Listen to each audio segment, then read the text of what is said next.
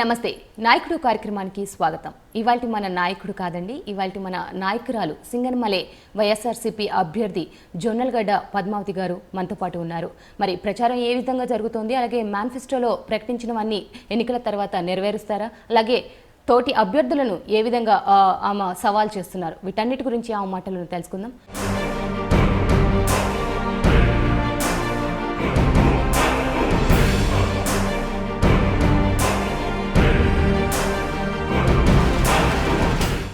నమస్తే అండి పద్మావతి గారు, ఎలా ఉన్నారు? బాగున్నాము.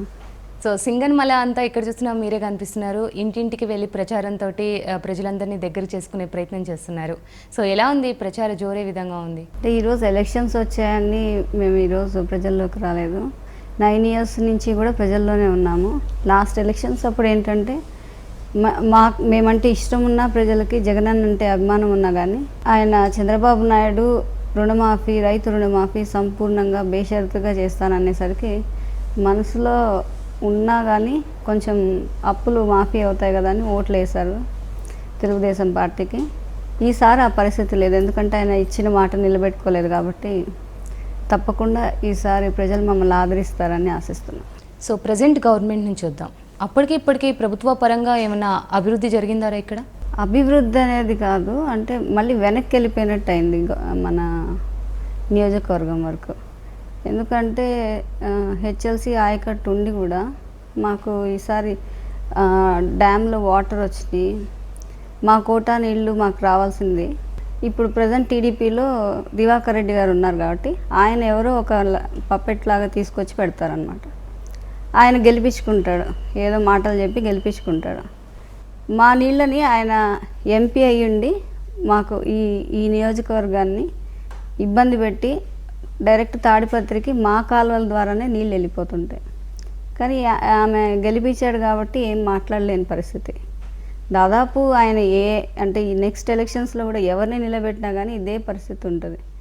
కంప్లీట్లీ ఆయన పవర్ఫుల్ కాబట్టి దట్టు వాళ్ళని గెలిపించి ఉండుంటాడు. సో ఈ మాయ మాటలతోటి ఇవన్నీ వీళ్ళు చాలా మభ్యపెట్టి ఇబ్బందులు పెట్టారు నియోజకవర్గంలో ప్రతి ఒక్కరిని. ఈసారి యామిని బాలాని కాదు, అంటే ఎవరిని తెలుగుదేశం పార్టీలో నిలబెట్టినా దివాకర్ రెడ్డి ఉన్నంతకాలం ఇంకా ఎప్పుడు కూడా సింగనమలై నియోజకవర్గంలో తెలుగుదేశం పార్టీ గెలవదు. ప్రజలు కళ్ళారా చూశారు, కొన్ని వేల ఎకరాలు బీళ్లు పడిపోయి అలాగే చూస్తూ ఉండిపోయాము. ఎన్నిసార్లు మేము నీళ్ళ కోసం ధర్నాలు చేసాము, పాదయాత్రలు చేసాము, పోలీసులను పెట్టి ఆపించాలనుకున్నారు కానీ నీళ్ళు ఇస్తామని ఒక్కసారి కూడా వాళ్ళు ప్రామిస్ చేయలేదు. కనీసం దిగొచ్చి నీళ్లు కూడా ఇవ్వలేదు. ఇది అంటే ఎమ్మెల్యే స్థాయిలో చేయలేకపోతే ఎంపీ స్థాయిలో అన్నా చేయాలి. ఇప్పుడు ఒక లేడీ వచ్చి పాదయాత్ర చేస్తూ ఉంది, ఆమెను ఎలా ఆపించాలి? పోలీసులను పెట్టి ఆపించి దాన్ని కంట్రోల్ చేయాలనుకున్నారే కానీ ఆమె దేనికోసం ఫైట్ చేస్తుంది? వాటర్ కోసం కదా, ఆయకట్టు ఉంది కదా, ఎందుకు ఇవ్వట్లేదు అని సీఎం స్థాయిలో కూడా ఆలోచించలేదు. కాబట్టి మేము 5 yearsలో మేము వాటర్ గురించి చాలాసార్లు పోరాడాము. దాదాపు అంటే ఆమె అభివృద్ధి అంటే నీళ్ల పరంగా వెనక్కి వెళ్ళిపోతే రైతాంగానికి కావాల్సింది నీళ్ళే. ఆర్థికంగా చితికిపోయారు రైతులు, రుణమాఫీ కాలేదు, అలాగే ఆయకట్టుకు నీళ్లు రాలేదు, ఎలా బతకాలి? ఈ రకంగా రైతాంగాన్ని ఆదుకోలేదు. ఇంటింటికి ఉద్యోగం అన్నారు, చాలామంది నమ్మి ఓట్లు వేశారు. ఉద్యోగాల పరిస్థితి, ఆమె వస్తూనే పరిశ్రమలు పెడతానన్నది, కనీసం ఒక పరిశ్రమకి ఫౌండేషన్ స్టోన్ వేయటం కూడా నేను చూడలేదు ఇంతవరకు. సెంట్రల్ యూనివర్సిటీ తీసుకొస్తామని చెప్పి ఫౌండేషన్ స్టోన్ వేశారు.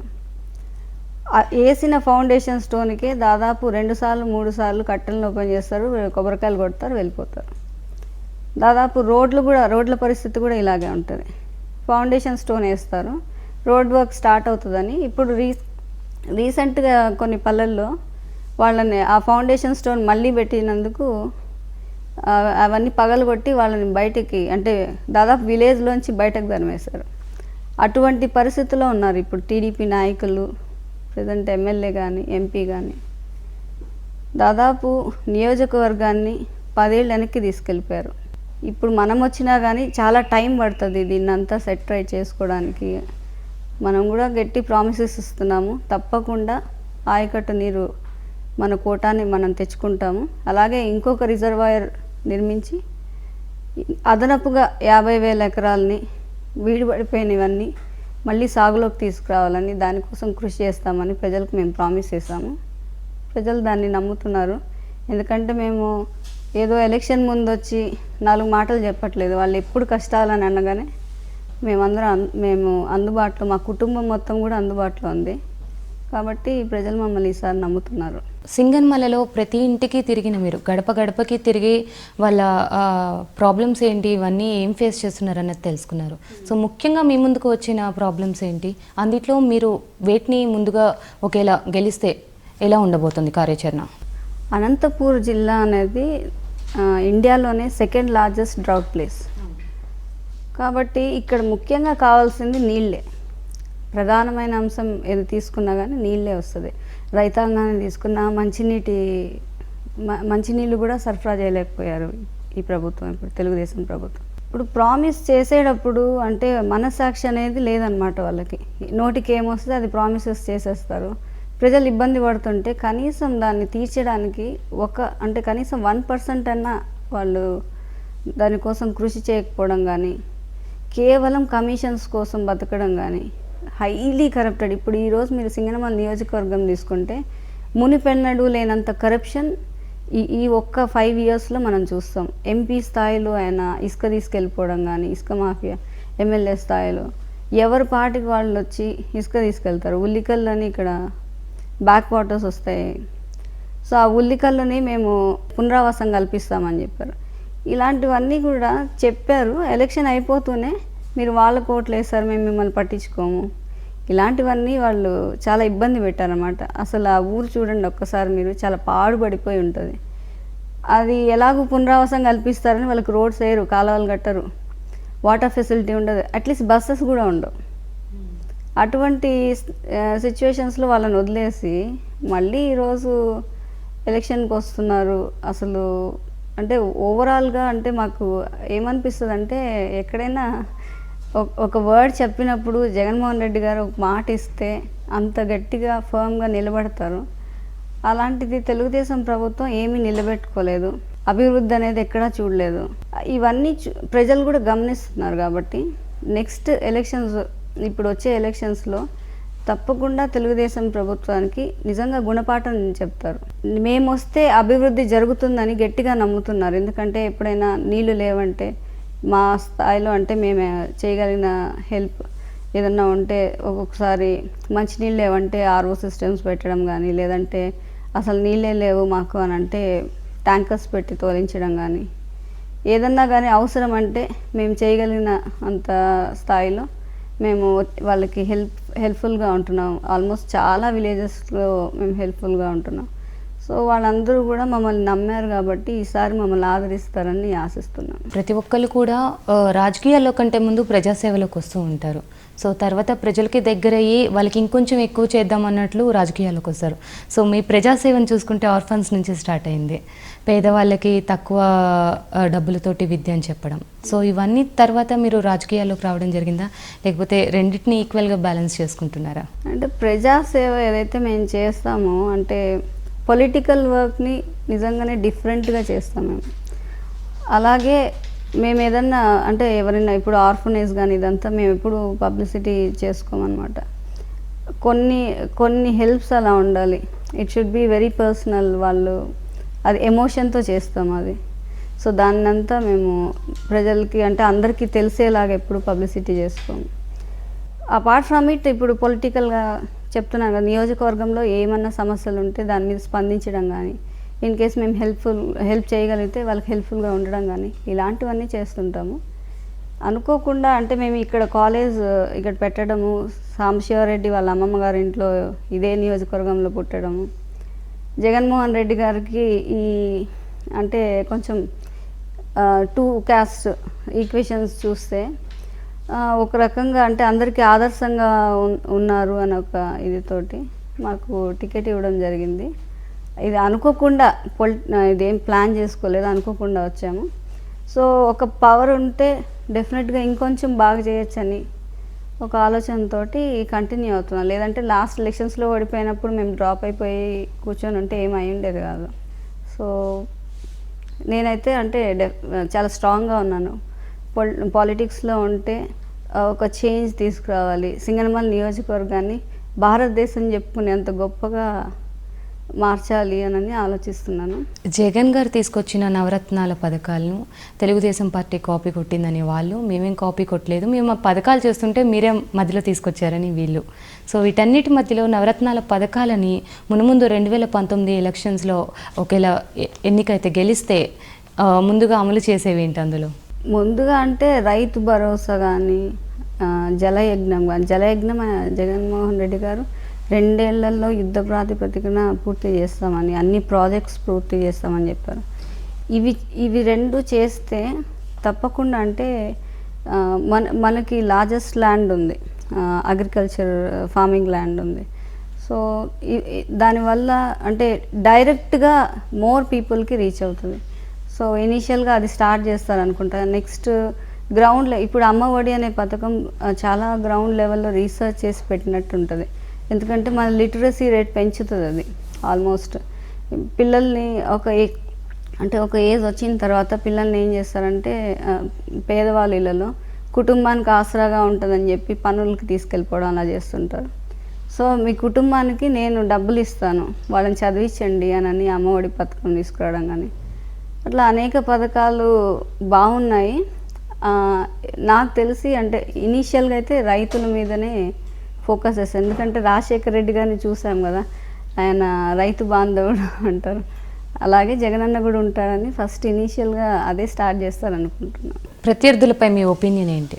ఇప్పుడు వరకు అంటే నాకు ఎవరు ప్రత్యర్థని ఇంకా అనిపించలేదు, అనౌన్స్ చేయలేదు. యాక్చువల్లీ ఎవరిని అనౌన్స్ చేయలేదు. బట్ అంటే ప్రత్యర్థి ఎవరై ఉంటారు దాన్ని బట్టి అయితే పాలిటిక్స్ చేయలేమండి. మామూలుగా ఇన్ కేస్ ఎవరైనా చేస్తారేమో. నేను బేసికలీ నేను అలా చేయట్లేదు. ఇప్పుడు ప్రజలకి సమస్య ఉంది, దాని మీద పోరాడతాము, అనుక్షణం ప్రజలకు అండగా ఉంటాం. వన్స్ పాలిటిక్స్లో ఉన్నామంటే ప్రజల కోసం పనిచేస్తూ ఉండాల్సిందే. అది తప్ప అంటే అపోనెంట్ ఎవరు వస్తారు దాన్ని బట్టి పనిచేద్దామని ఏ రోజు ఆలోచించలేదు. సో ఎదురుగుండా చంద్రబాబు నాయుడుని పెట్టినా ఐ డోంట్ కేర్, జస్ట్ నా పని నాదే. మీరిచ్చిన హామీల్లో ఇంతవరకు అంటే ప్రజాసేవ పరంగా కానివ్వండి, లేకపోతే ఇప్పుడు ప్రచారంలో భాగంగా కానివ్వండి, ఎన్నో ప్రాబ్లమ్స్ని చూస్తూ ఉంటారు, అలాగే ప్రజాసేవలో కూడా ఎన్నో ప్రాబ్లమ్స్ చూస్తూ ఉంటారు. సో వీటన్నిటిని కంపారిజన్ చేస్తుంటే సింగనమల ఇంకా ఎన్ని సంవత్సరాలు అయితే డెవలప్ అయ్యే అవకాశం ఉంది? అంటే డెవలప్ చేయాలనే మోటివ్తో ఉండే ఒక్క ఎమ్మెల్యే వస్తే చాలు. సో ఎందుకంటే ఇప్పుడు ముందు కాంగ్రెస్ గవర్నమెంట్లో ఉన్నప్పుడు అంత రోడ్స్ శాంక్షన్ చేశారు. ఆల్ ఓవర్ ఇండియా చాలా విలేజెస్లో రోడ్స్ పడినాయి. మా నియోజకవర్గంలో కూడా రోడ్స్ వచ్చినాయి. బట్ ఆ రోడ్స్ పరిస్థితి ఒకసారి చూస్తే తెలుస్తుంది అనమాట. అంటే క్వాలిటీ ఆఫ్ వర్క్ ఉండదు. నీకు ఏదో ఫండ్ వచ్చింది ఏదో చేసేసాం అన్నట్టు కాకుండా ఒక ప్లానింగ్ ప్రకారం it should benefit the people for ever. ఆ విలేజ్ని డెవలప్ చేస్తే అది ఇంకెప్పటికీ ఉండిపోవాలి. సిమెంట్ రోడ్ అనేది పోయేదేం కాదు. సిమెంట్ రోడ్ పర్మనెంట్ రోడ్ అనే సిమెంట్ రోడ్ వేస్తాం. అదే మీరు బిట్మెన్ రోడ్ అవైతే మీరు just you can think of అది మళ్ళీ పోవచ్చు అని. బట్ సిమెంట్ రోడ్స్ వేసి అవి పోతుంటాయి. ఎందుకంటే కాలువలు కట్టరు, ఇల్లు ఇస్తారు, రోడ్ ఇస్తారు, కాలువలు కట్టరు. శానిటరీ కండిషన్స్ బాగాలేదంటే అక్కడున్న చిల్డ్రన్ కానీ పీపుల్ కానీ they are prone to disease. అంటే దోమలు వస్తాయి, దోమల వల్ల ఫీవర్స్ వస్తాయి, నానా జబ్బులు వస్తాయి అన్నీ తెలుసుండి అవన్నీ వదిలేస్తారనమాట. సో డెవలప్మెంట్ అనేది ప్లానింగ్తో చేయాలి. ఒక వర్క్ చేసేటప్పుడు పొలిటీషియన్ హార్ట్ అండ్ సోల్ పెట్టి చేస్తే దెన్ అది మనం గ్రోత్ అనేది చూస్తాము. సింగనమలలో ఎవరైతే గెలుస్తారో వాళ్ళు ప్రభుత్వాన్ని ఏర్పాటు చేస్తారు, ఇది ఇక్కడ ఒక సెంటిమెంట్ అంటూ ఉంటారు. దీన్ని మీరు నమ్ముతారా? అది కోఇన్సిడెంటల్. సో నేను కొన్ని సెంటిమెంట్స్ని నమ్ముతాను. అందుకే నేను మిగతా అందరూ అంటే ఏసీ కోఆర్డినేటర్స్తో అసెంబ్లీ కోఆర్డినేటర్స్తో చూస్తే ఐ వర్క్ మోర్. ఎందుకంటే నాకు ఆ ప్రెషర్ ఉంటుంది. జగన్ అన్న నా వల్ల ఓడిపోకూడదు. లాస్ట్ ఎలక్షన్లో కూడా చూసాను. నేను ఓడిపోయినప్పుడు బాధపడలేదు, జగన్ అన్న సీఎం అవుతారులే అనుకున్నాను. బట్ ఫైనల్లీ కాకపోయేసరికి నేను కూడా కొంచెం ఆ సెంటిమెంట్ని నమ్ముతున్నాను. సో అందుకని నేను ఈ 5 years చాలా ఎక్కువ వర్క్ చేశాను. More than that. అంటే లాస్ట్ టైం కన్నా ఎక్కువ వర్క్ చేశాను, పీపుల్కి మోర్ రీచబుల్గా ఉన్నాను. సో అసైన్మెంట్ నేను కూడా బిలీవ్ చేస్తున్నాను. సో పోయినసారి గెలిచిన టీడీపీ అభ్యర్థి ప్రజలకి దగ్గరగా లేరు, గెలిచిన తర్వాత ఆమె అసలు ఏ కార్యక్రమాలని పట్టించుకోలేదు అని. ఒకవేళ మీరు గెలిస్తే ప్రజలకి దగ్గరగా ఉంటారా? ఇలాగే ప్రజాసేవని అలాగే ఈ హామీలను మీరు చేస్తారంటారా? ప్రజలకి దగ్గరగా అంటే ఇది నేచర్ ఆఫ్ పర్సన్ అనమాట. ప్రజలకి దగ్గరగా ఉండడం అనేది నా నేచర్. అది అంటే నేనేదో ఈరోజు పాలిటిక్స్లోకి వచ్చాను కాబట్టి వాళ్ళ సమస్యల్ని పరిష్కరించడం అలా ఏం కాదు. మేము అంటే ఈ కాలేజ్ ఇలాంటి రిమోట్ ప్లేస్లో పెట్టడం కన్నా ఇదే ఇన్వెస్ట్మెంట్ మేము ఇంకేదన్నా ఒక ఇండస్ట్రీ మీదనో లేదంటే ఏదన్నా అబ్రాడ్లో ఇన్వెస్ట్ చేసి ఉంటే మేబీ మేము థౌజండ్స్ ఆఫ్ క్రోర్స్లో ఉండుండేవాళ్ళం. బట్ ఈరోజు ఈ ప్లేస్కి వచ్చి పెట్టి అండ్ ఎవ్రీథింగ్ మేము ఏదైతే ఎర్నింగ్స్ ఉన్నాయో మా పేరెంట్స్ నుంచి వచ్చిన మనీ కానీ ఎవ్రీథింగ్ మేము ఇక్కడిక్కడే ఎందుకు ఇన్వెస్ట్ చేసామంటే ఇప్పుడు మేము వచ్చేసరికి ఈ ఏరియాలో అసలు డెవలప్మెంట్ కాదు కదా అసలు. అంటే ఉన్న వాళ్ళంతా పొలాలు అమ్ముకుని వెళ్ళిపోతున్నారు. మేము ఎప్పుడైతే వచ్చి ఇక్కడ కాలేజ్ పెట్టామో చుట్టుపక్కల దాదాపు చాలా విలేజెస్ డెవలప్ అయినాయి. ఓన్లీ ఫుడ్ బిజినెస్ తోటే చాలా విలేజెస్ డెవలప్ అయినాయి. సో మీరు దారిలో చూసుండొచ్చు చాలా ఫుడ్ బిజినెస్, ఎందుకంటే మోర్ స్టూడెంట్స్ అదే. సో ఇది సాంబశివారెడ్డి బర్త్ ప్లేస్ కాబట్టి నేను ఇక్కడే చేయాలి, ఏదో ఒకటి నేను ఇక్కడే చేయాలని అన్నారు. ఇమీడియట్లీ నేనేం ఆలోచించకుండా ఇద్దరం ఇక్కడికి వచ్చేసాము. సో సర్వీస్ ఓరియంటెడ్గానే స్టార్ట్ అయింది. మేము పీపుల్కి దగ్గరగా ఉన్నాం కాబట్టి రిపోర్ట్స్ ఈ ఎమ్మెల్యే క్యాండిడేట్ అయితే బాగుంటుంది అని జగన్మోహన్ రెడ్డి గారి వరకు వెళ్ళినాయి. దట్స్ వై నేను అంటే అది నా నేచర్ అని నేను చెప్తున్నాను అంతే. హెచ్ఎల్సి ఆధునీకరణ, దీనికి సంబంధించి రైతులు కానివ్వండి, అటు మీరే చెప్పారు అనంతపూర్ అంటే ఎన్నో ప్రాబ్లమ్స్ ఫేస్ అవుతున్న ఒక జిల్లాగా ఉంది ఇది. సో ఇలాంటి టైంలో ఈ హెచ్ఎల్సి ఆధునీకరణ మీ హయాంలో ఎలా ఉండే అవకాశాలు ఉన్నాయి? అంటే మాకు 1 to 29 డిస్ట్రిబ్యూటరీస్ ఉన్నాయి. అవన్నీ కూడా అంటే రిపేర్స్లో ఉన్నాయి. సో లాస్ ఆఫ్ వాటర్ ఎక్కువ ఉంటుంది. అవన్నీ కూడా ఆధునీకరిస్తే అది మోర్ ఏకర్స్ ఆఫ్ ల్యాండ్కి బెనిఫిట్ అవుతుంది. ఇట్ రీచ్ మోర్ ఫార్మర్స్ అంటే మోర్ పీపుల్ అని. సో దట్స్ వై అంటే నెక్స్ట్ మేము వచ్చిన తర్వాత తప్పకుండా ఈ 1 to 9 డిస్ట్రిబ్యూటరీస్ ఏవైతే ఉన్నాయో అవన్నీ కూడా ఆధునీకరిస్తాము. అండ్ ఇంకొక రిజర్వాయర్ కట్టి ఇంకొక మోర్ 50,000 మోర్ ఏకర్స్ని పంట భూములుగా మార్చడానికి ట్రై చేస్తాం. సో ప్రతి ప్రభుత్వం కూడా మహిళలకి ఎన్నో వరాల జల్లుల్ని కురిపిస్తూ ఉంటుంది, కానీ ఆ వరాల్ని నిలబెట్టుకోవడంలో ఎన్నో ప్రభుత్వాలు వైఫల్యం చెందాయి. సో ఈ ప్రభుత్వం ఒకవేళ ఏర్పడ్డాక మహిళలకు సంబంధించిన నవరత్నాల వరాలు కానివ్వండి, ఇతరత్ర వరాలు వాటి గురించి ఏమంటారు? నవరత్నాల్లో మహిళలకి అంటే చాలా బాగుంది. బట్ నేనైతే మా నియోజకవర్గంలో చూసింది ఏంటంటే దానివల్ల డెవలప్మెంట్ ఆఫ్ ఉమెన్ అయితే జరగదు. ఉమెన్ ఎంపవర్మెంట్ గురించి మాట్లాడతాం ఇప్పుడు అన్నీ. సో ఇలాంటివన్నీ జరగాలంటే ఫస్ట్ ఇక్కడ చిన్న పరిశ్రమలు ఏమన్నా రావాలి. స్మాల్ స్కేల్ ఇండస్ట్రీస్ కానీ లేదంటే ఏదైనా చిన్న మ్యానుఫ్యాక్చరింగ్ యూనిట్స్ కానీ వచ్చి వాళ్ళకి పని కల్పించాలి. ఫస్ట్ మనం ఫ్రీగా ఏమన్నా అంటే సంక్షేమ పథకాలు ఇచ్చేయడం వల్ల దే బికమ్ మోర్ లేజీ అనిపిస్తుంది. సో పీపుల్కి ఒక వర్క్ చేశారంటే వాళ్ళకి నాలెడ్జ్ కూడా ఇంక్రీజ్ అవ్వాలి. దాంతోపాటు అంటే రెస్పెక్ట్ ఆఫ్ ఎర్నింగ్ అనేది తెలిసి ఉండాలి. అంటే గౌరవంగా సంపాదించుకోవడం ఎలాగా, then taking it for free, ఇలాంటి వాటి అన్నిటి మీద పని చేస్తేనే అది ఓవరాల్గా డెవలప్మెంట్ ఉంటుంది, ఉమెన్ డెవలప్మెంట్. ఎందుకంటే ఇక్కడ ముఖ్యంగా ఉమెన్ కోసం పెట్టిన వాటికన్నా మనం ఈ నియోజకవర్గంలో నవరత్నాల్లో ప్లస్ అయ్యేది ఏంటంటే మద్యపాన నిషేధం. ఎందుకంటే అది మద్యపాన నిషేధం అయినా కానీ అది ఉమెన్కి ఎట్లా ప్లస్ అవుతుందంటే పొద్దు నుంచి రాత్రి వరకు ఏదో కూలి పని చేసుకుని డబ్బులు తెస్తారు, వైఫ్ కూడా అదే పని చేసుకుని వస్తుంది. భర్త రాత్రి అతను తెచ్చిన డబ్బులు తాగేసి భార్యను కొట్టి ఆ డబ్బులు కూడా తీసుకెళ్ళి తాగేసి ఇలా అప్పులు అయిపోతూ ఉంటారు. ఇవన్నీ కూడా కట్ అవుతాయి అన్నమాట మద్యపాన నిషేధం జరిగితే. ఎంతోమంది మహిళల జీవితాలు కానీ కుటుంబాల ప్రేమలు కానీ పెరుగుతాయి. సో అలా స్లోలీ అంటే రూట్ లెవెల్ నుంచి చేయాలి.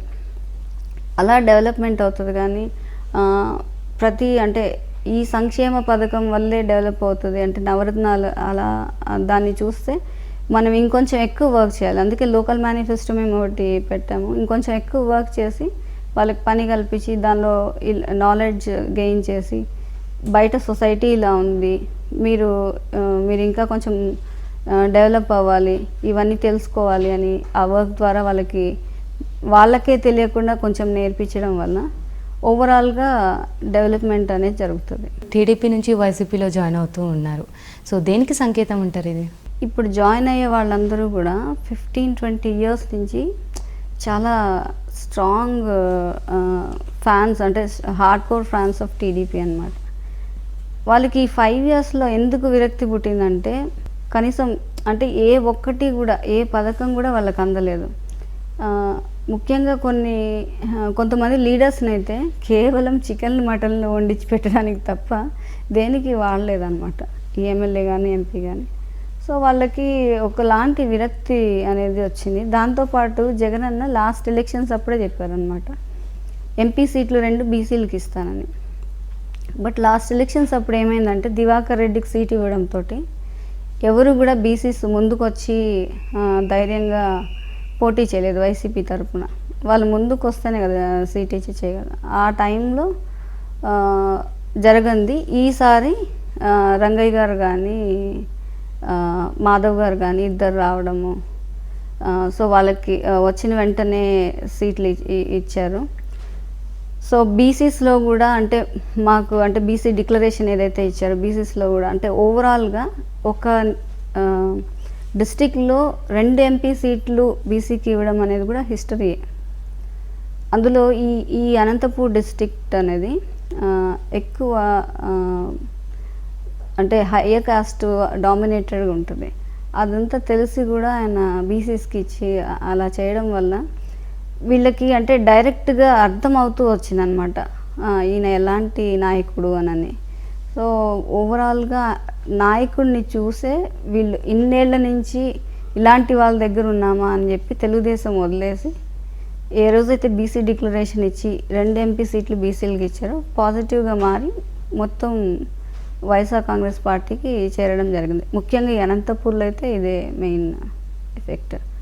సో వీళ్ళందరూ కూడా ఈరోజు మా నాయకులు కానీ వీళ్ళందరూ కూడా కలిసిపోయి ఇన్నాళ్ళు టీడీపీలో ఉన్నారనే ఫీలింగ్ కూడా లేకుండా కలిసిపోయి పనిచేస్తున్నారు. అది కూడా ఒక పాజిటివ్ సైన్. సో ఓవరాల్గా మాకు చాలా హ్యాపీగా ఉంది. ఈసారి డెఫినెట్గా విన్ అవుతామనే ఒక హోప్ ఉంది. సో ఫైనల్గా సింగనమల ప్రజలకు కానీ మీ తరపు నుంచి వచ్చే మాట ఏంటి? డ్రింకింగ్ వాటర్ ప్రామిస్ చేసాం. అంటే అన్ని విలేజెస్లో ఎక్కడి నుంచో ట్యాంకర్స్ నుంచి పంపిస్తారు. ఆ వాటర్ ఎక్కడి నుంచి తెచ్చారు, అది ఎంత ప్యూరిఫైడ్ ఏం చూడరు. సో డ్రింకింగ్ వాటర్ ఏవైతే ప్రామిస్ చేసామో అది నిలబెట్టుకుంటూ వస్తున్నాయి. అలాగే ఇంటి నిత్యావసరాలకి నీళ్ళు అవసరం ఉంటుంది. అంటే like for bathing or some anything, అంటే గిన్నెలు కడుక్కోవడం, ఎవ్రీథింగ్ ప్రతిదీ వాటర్. ఈ ఉమెన్ ఏమవుతుంది అంటే పొద్దునుంచి రాత్రి వరకు పనిచేసి 2 గంటలకో మిడ్-నైట్ 3 గంటలకో నీళ్ళు వస్తాయి. వెళ్ళి పట్టుకుని అంటే స్ట్రెస్ ఎక్కువ అయిపోతున్నారు అనమాట. అలా ఏం లేకుండా వాళ్ళందరికీ కూడా డైరెక్ట్ వాటర్ వచ్చేలాగా ఫస్ట్ దాని మీద వర్క్ చేస్తాం అనమాట. దాని తర్వాత ఇంకా రైతులకు ఎలాగో ఆయకట్టు మీద మేము ప్రామిస్ చేస్తాం కదా, ఏదైతే ఆయకట్టు ఉందో అది కంపల్సరీ తీసుకొస్తాము. ఈసారి జేసీ ఫ్యామిలీకి స్కోప్ ఇవ్వద్దు. స్కోప్ ఇస్తే మళ్ళీ ఇప్పుడు వరకు నియోజకవర్గం బీడుపడింది, నెక్స్ట్ ఎడార్లాగా మారిపోతుంది సింగనమల నియోజకవర్గము. సో అదన్నీ కూడా ప్రజల్లో గమనించారు కాబట్టి మా మీద పూర్తి నమ్మకం ఉంది. ఎందుకంటే నేను పాదయాత్రలు చేశాను, వాటర్ లేవంటే ఎవ్రీథింగ్ వాళ్ళకి ఆ బిలీఫ్ అనేది వచ్చింది మా మీద కూడా. యాజ్ ఎ క్యాండిడేట్ వీళ్ళు కేపబుల్ ఆఫ్ డూయింగ్, ఇలాంటి వాళ్ళని కూడా ఎదిరించి చేయగలరు అని. వీళ్ళన్నీ అంటే ఇప్పుడు ఏవైతే మేము లోకల్ మేనిఫెస్టో రెడీ చేస్తామో అవన్నీ కూడా వాళ్ళకి అందిస్తామనే నమ్మకం వాళ్ళకి ఉంది. అండ్ ఈ లోకల్ మేనిఫెస్టో కూడా నేను ఈ 9 ఇయర్స్లో రూట్ లెవెల్ నుంచి వర్క్ చేసి తెలుసుకున్నది. వీళ్ళకి ఏ సమస్యలు ఉన్నాయి, ఎంతవరకు తీర్చగలం, ఇప్పుడు అన్నీ చేసేస్తాము అలా చెప్పకుండా నిజంగానే ఫిజిబిలిటీ ఎంత ఉంది, పాసిబుల్వి మాత్రమే మేము చెప్తున్నాము. సో మేము తయారు చేసిన లోకల్ మేనిఫెస్టో కూడా డెఫినెట్లీ ఫెచ్చింగ్ అవుతుంది. So thank you so much. Election టైంలో కూడా ఎంతో కొంత సమయాన్ని మాకు కేటాయించి సో మీ ఎలక్షన్ హామీలను ప్రజల్లోకి తీసుకెళ్లేలా చేశారు. అలాగే పాజిటివ్ వైబ్స్తో వైఎస్ఆర్సీపీ ముందుకెళ్తుంది కాబట్టి ఎలక్షన్స్లో కూడా అలాగే పాల్గొనాలని మనస్ఫూర్తిగా హెచ్ఎం టీవీ కోరుకుంటుందండి. Thank you so much. Thank you.